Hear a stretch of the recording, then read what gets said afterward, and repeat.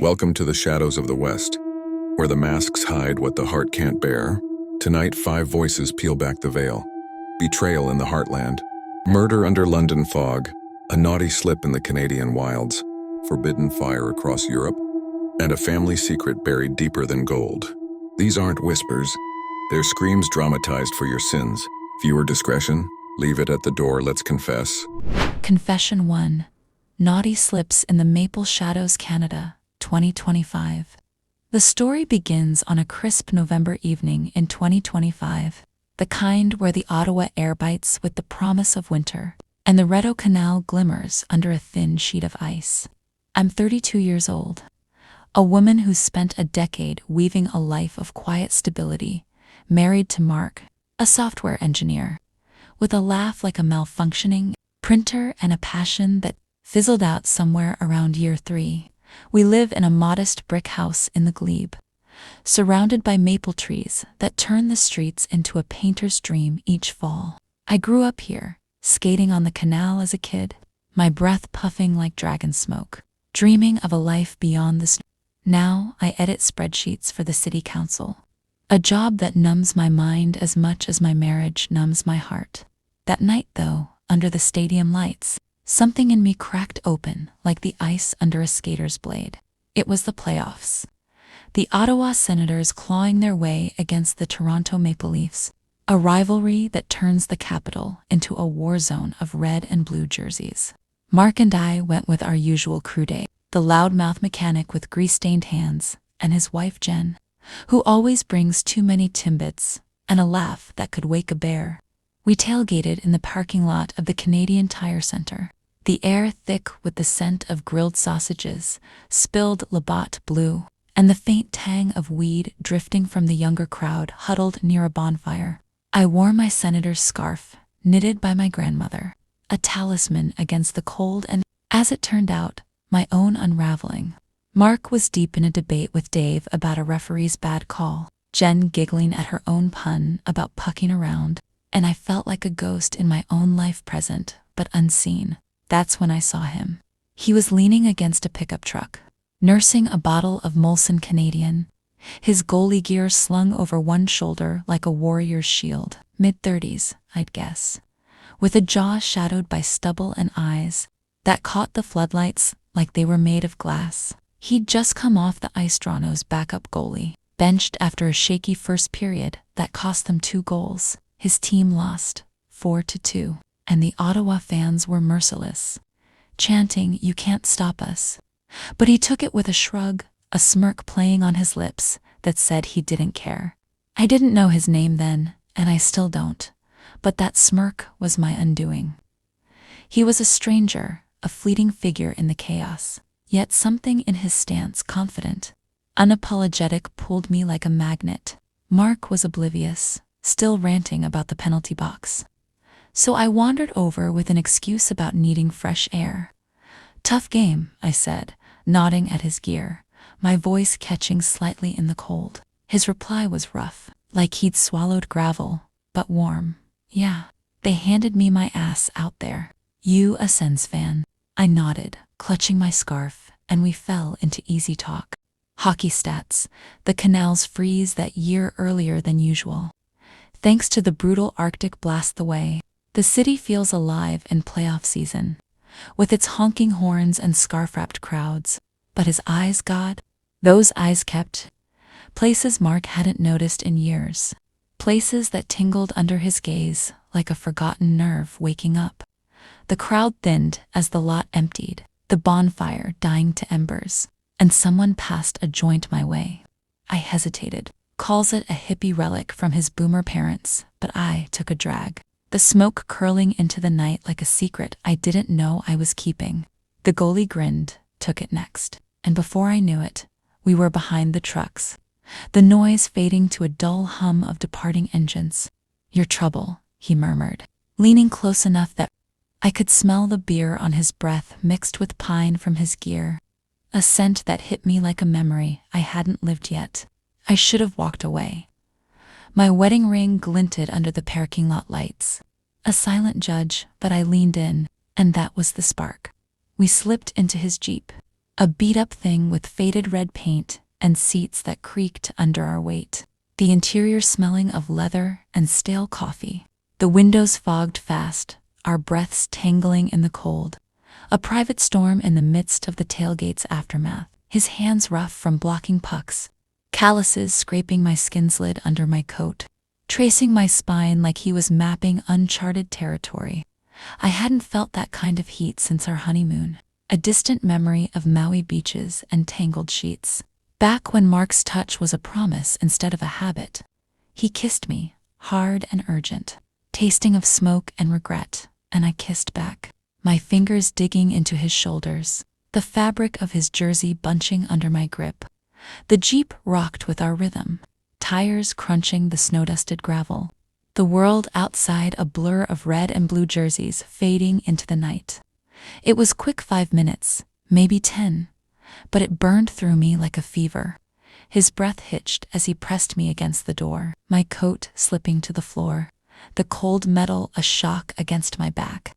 His hands roamed, finding the curve of my hip, the dip of my waist, places Mark had long forgotten, and I arched into him, a moan escaping before I could catch it.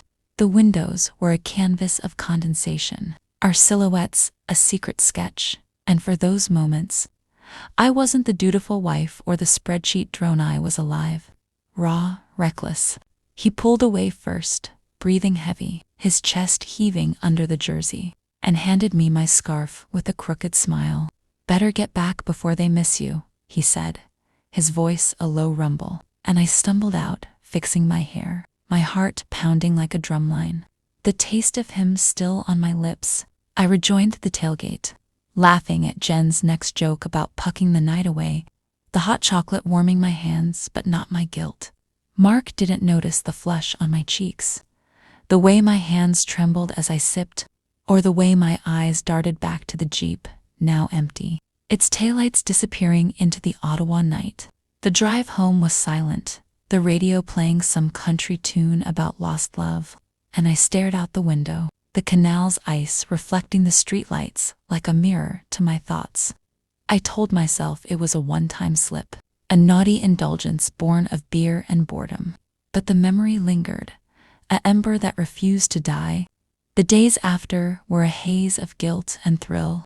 Every time the Senators played Toronto, I'd watch the broadcasts, huddled on the couch with a blanket, searching for his face among the backups, wondering if he remembered me as I remembered him.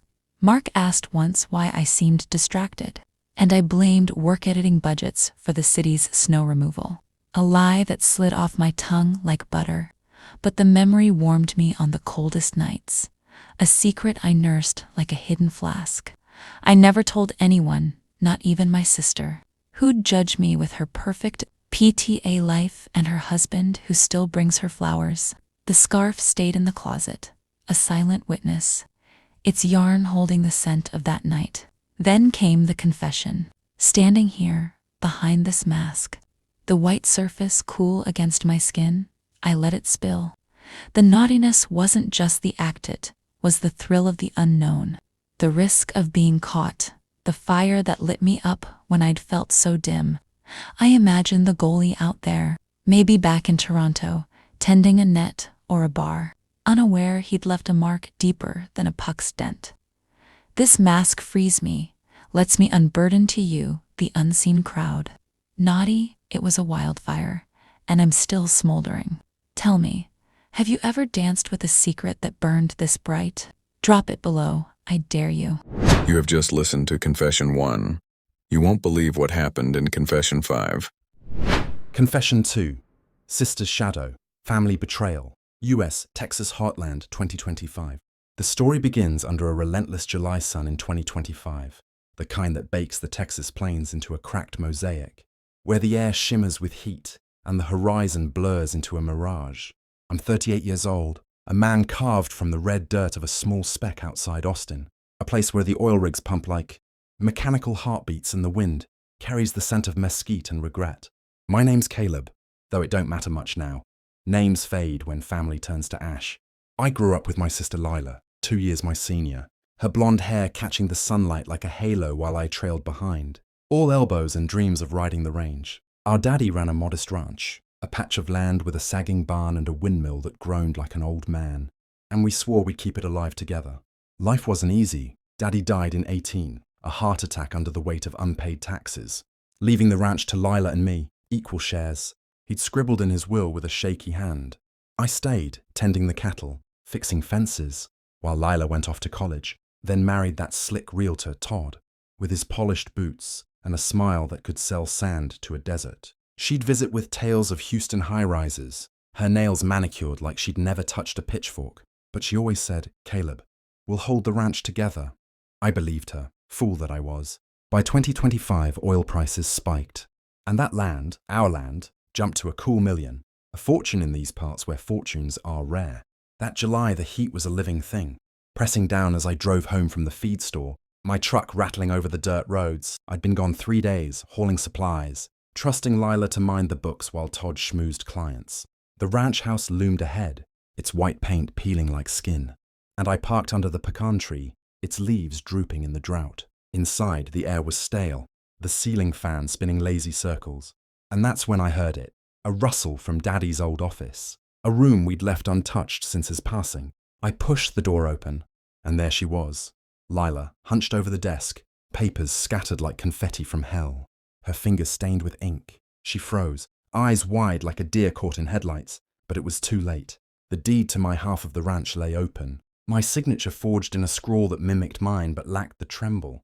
I'd have given it. Beside it, a contract, signed, sealed, sold to a Houston developer for a fat kickback. The land traded for condos and cash. "What the hell, Lila?" I roared, my voice bouncing off the wood-paneled walls. She stood, mascara running like black rivers down her cheeks, and sobbed. "It's for the best. Caleb, you just drink it away." Her words hit like a branding iron, searing through years of trust. I'd never been a drunk, not really, just a beer or two after a long day. But her lie was a knife twisting. She'd planned it. I realized, with Todd's help, using her city smarts to carve me out. The ranch wasn't just land. It was Daddy's sweat, our childhood forts, the place where we'd buried our dog Rusty under the oak. I stumbled back, my boots thudding on the floorboards, and grabbed the shotgun from the rack, a relic Daddy left, unloaded but heavy with memory. That night, I drove out to the windmill fields, the stars piercing the sky like accusations, the gun cold in my hands. I thought of ending it, her betrayal or mine, but the weight of it stopped me. I fired into the dirt instead, the blast echoing across the plains, a scream I couldn't voice. Days turned to weeks, and Lila moved into a McMansion in Houston, her Instagram glowing with poolside shots, while I stayed in a trailer on the edge of what was left of our land. The developers' crews rolled in, bulldozers tearing up the pasture, the windmill silenced by progress. I'd sit on the porch, staring at the stars that don't forgive, nursing a beer that tasted of dust. She called once, her voice syrupy with fake apology, offering me a cut of the cash, enough to start over. "Caleb." But I hung up, the receiver slamming like a gavel. Starting over meant leaving Daddy's ghost behind, and I couldn't do that. The betrayal gnawed at me, a wound that wouldn't heal. I'd see her in town, strutting with Todd, her laughter a mockery, and I'd turn away, my jaw tight. The ranch hands quit, the cattle sold off, and I was left with memories. Lila and me racing horses at dawn, her teaching me to rope. The time we cried together when the barn burned, all gone, traded for her ambition. I thought of confronting her, dragging her back to the land she'd sold. But what's the point? The law's on her side, the ink dry, the money spent. So I sit here behind this cowboy mask, the leather cool against my skin, and let it spill. This mask frees me, lets me unburden to you the unseen crowd. Betrayal isn't just a word, it's a scar, a sister's shadow that follows me across the Texas plains. She took my land, my trust, my past, and left me with nothing but this story. Have you felt a knife from someone close? Drop it below, I need to know I'm not alone. Until then, the wind carries my confession, and the stars judge in silence. Ha ha ha, this is just the beginning. Confession 3. The Knife in the Fog, Murder Case, UK, London, 2025. The story begins on a sodden February night in 2025, the kind where London's fog clings like a shroud, turning the city into a ghost story etched in grey. I'm 48 years old, a cabbie named Thomas. My black cab, a rolling confessional through the labyrinth of Soho to the suburbs. I've driven these streets for 2 decades, ferrying drunks, lovers, and liars, my hands calloused on the wheel, my ears attuned to the secrets spilled in the back seat.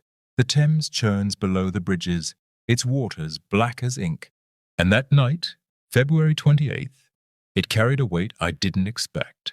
The strikes had shut down the tube, leaving my cab one of the few lifelines, and the fog was so thick I could barely see the curb. I picked her up in Perival, a quiet corner west of the city, where the streetlights cast halos in the mist.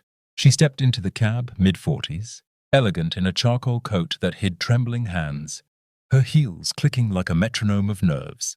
"Jubilee Road, please," she said, her voice clipped but brittle, like glass about to shatter. I nodded, the meter ticking, and we rolled into the fog, the wipers slashing at the damp.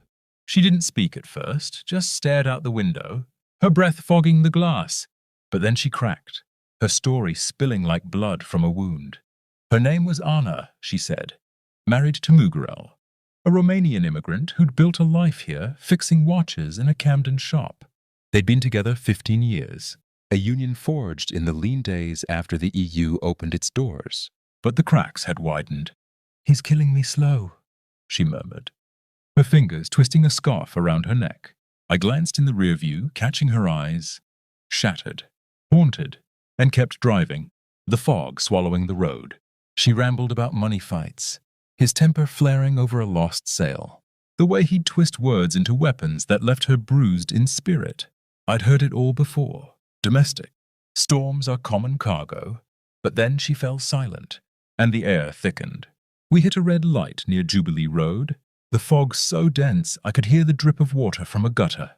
That's when she spoke again, her voice a whisper that cut through the hum of the engine. "I did it last year. The knife, it slipped in the kitchen row." I watched the light fade from his eyes, then called it a break-in. My stomach dropped like the cab's brakes, a cold sweat prickling my neck. She wasn't confessing to me, she was unburdening to the wheel, her words a confession to the fog itself. I kept my face forward, hands tight on the leather, the meter still ticking like a heartbeat. She went on, the story unraveling like a thread pulled from a sweater. It was March 2024, a night much like this one, the kitchen dim with a single bulb swinging overhead. Mugarel had come home late, reeking of gin, ranting about a customer who'd stiffed him. They'd argued, over money, over his late hours, over the life they'd lost. And she'd grabbed a knife from the block, meaning to scare him, she said. But he lunged, his hand catching her wrist, and the blade slipped, plunging into his chest. She described the blood, dark and spreading across his shirt, the way his eyes widened then dulled, the silence that followed like a tomb. She'd dragged him to the floor, staged a break-in, smashed a window, scattered his tools, and called the police. Her sobs rehearsed but convincing. I dropped her at her door, heart pounding, the fare paid with a trembling hand. I drove straight to the station, the fog parting like a guilty conscience, and told the desk sergeant what I'd heard. But weeks later, the news hit. A body found stabbed in that same house, husband charged, a man named Mugarel. The story twisted. He'd survived the initial wound, lingered in hospital, then died of infection, and the police had pinned it on a local thug. Was it her? Or had my silence, my hesitation to press further, made me complicit? The fog swallowed the truth, but my mind replayed her words every shift. The aftermath was a slow burn. I kept driving, the cab's interior a prison of my thoughts, the meter ticking over confessions I couldn't unhear. Anna's face haunted me, elegant, broken, her coat a shadow in my rear view. I checked the papers, the court reports, but the case faded, buried under London's endless crimes. Did she walk free? Did the thug take the fall? I'll never know, but the weight settled in my bones, a murder I carried without blood on my hands. My wife noticed my silence, my late nights, and I lied. Traffic, fares, anything but the truth. She'd leave me if she knew, and I'd lose the one anchor I had left. Now, behind this mask, the white surface cool against my skin, I let it spill. The fog hides sins, but it can't silence them. Murder isn't just an act. It's a ripple, a cabbie's burden, a life altered by a passenger's whisper. Have you carried a secret this dark? Drop it below. I need to know the shadows aren't mine alone. Until then, the Thames flows with my confession, and the fog judges in silence. You have seen and hear what's happening in the West, lol. Next confession. Confession 4. Forbidden Echoes, Erotic Desires. Europe, Prague, Arling Arwu. The story begins on a balmy spring evening in 2025, the kind where Prague's Vltava River sparkles like liquid sign under the Charles Bridge, its cobblestone reflections dancing in the dusk. I'm 35 years old, a gallery curator named Eliska. My days spent amid the old town's art canvases that whisper what words dare not. I live a life too proper, a widow since my husband Jan passed 5 years ago. His memory a quiet ache in our shared flat overlooking the astronomical clock, my hair pinned like a schoolmarm. But that night, March 28th, during Irafestai shed that skin, the city pulsed with a forbidden rhythm, and I stepped into its embrace. Irafest is Prague's annual erotic arts festival, a whirlwind of models and brands hawking pleasures I'd only read about in hushed library corners. The galleries transformed, their walls lined with sculptures of entwined bodies, the air thick with incense and anticipation. I attended as a professional, cataloging exhibits, but my pulse quickened as the crowd swelled our tourists and seekers of the taboo, their eyes glinting with secrets. I wore a black dress, simple but clinging, a nod to the occasion, and moved through the halls, clipboard in hand, trying to ignore the heat rising in my chest. Then I saw him. He emerged from the shadows near a stage show, tall as the astronomical clock's spire, his frame draped in a dark coat that hinted at muscle beneath. Mid-40s, with eyes like storm clouds over the Vltava, promising chaos. We locked gazes amid the writhing performers, his hand brushing mine as he reached for a program, a touch that sent a shiver through me like a brushstroke on wet canvas. "You're not just here for the art, are you?" he murmured, his voice a low rumble with a trace of a Czech accent, laced with something unplaceable. Perhaps Vienna, perhaps further west. I should have walked away, my widow's grief a shield, but I lingered, and that was the spark. We talked art, the river's history, the way Prague hides its sins in plain sight. He called himself Lucas, a name that felt like a pseudonym, and offered me champagne from a passing tray. The bubbles danced on my tongue, loosening the knots I'd tied around my desires since Jan's death. Hours blurred as we moved to a hidden alcove, the noise fading to a hum, the air heavy with the scent of wax and desire.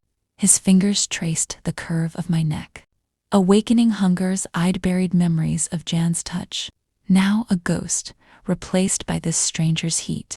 "Tell me your secret," he breathed, lips grazing my ear, and I felt the mask of propriety slip. We slipped to a velvet-curtained booth, the fabric brushing my skin like a lover's caress. The space was small, intimate, the candlelight casting shadows that danced with our movements.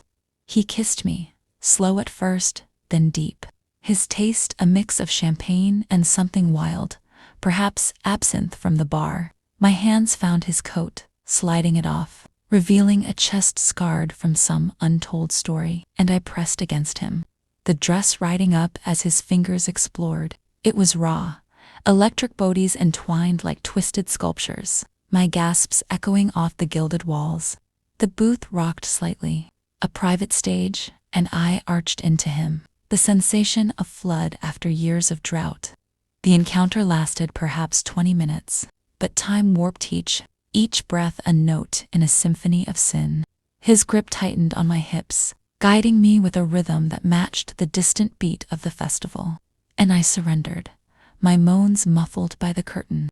The release was a wave, crashing over me, leaving me trembling against him, his breath hot on my neck. Dawn found me alone, dress rumpled, echoes of ecstasy in my veins, the booth empty save for a single candle stub.